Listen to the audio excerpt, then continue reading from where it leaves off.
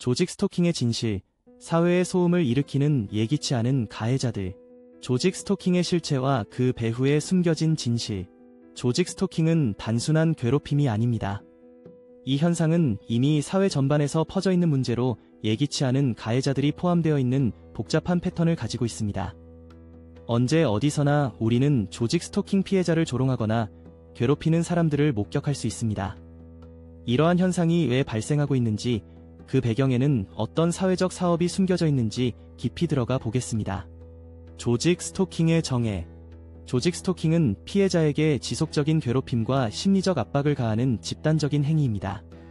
가해자들은 종종 주변 사람들로 구성되어 있으며 피해자를 대상화하여 불쾌한 말이나 행동을 통해 괴롭힙니다. 예를 들어 죽어라는 음성이나 상스러운 욕을 속삭이거나 큰 소리로 말하는 일이 벌어집니다.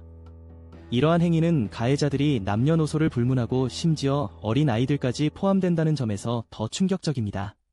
예상치 못한 가해자들. 조직 스토킹의 주요 가해자는 일반 사회와 밀접하게 연결되어 있는 직업군에서 오랫동안 활동해온 사람들입니다.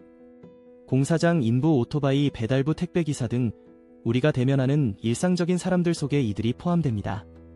이들은 특정한 동기에 의해 조직 스토킹에 참여하게 되며 이는 단순히 몇몇 가해자들의 문제가 아닌 전 사회적인 문제로 여겨져야 합니다.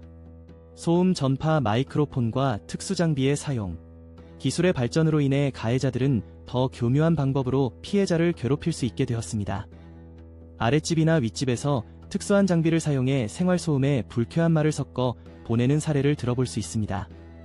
이는 피해자의 심리적 압박을 더욱 가중시키며 피해자는 그 소음의 출처를 특정하기 어려워 더욱 무기력한 상태에 빠질 수 있습니다.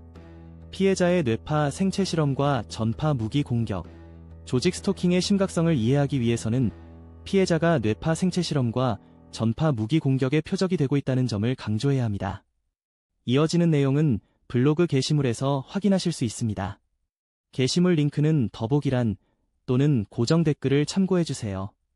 영상이 도움이 되셨다면 좋아요와 구독 부탁드립니다. 감사합니다.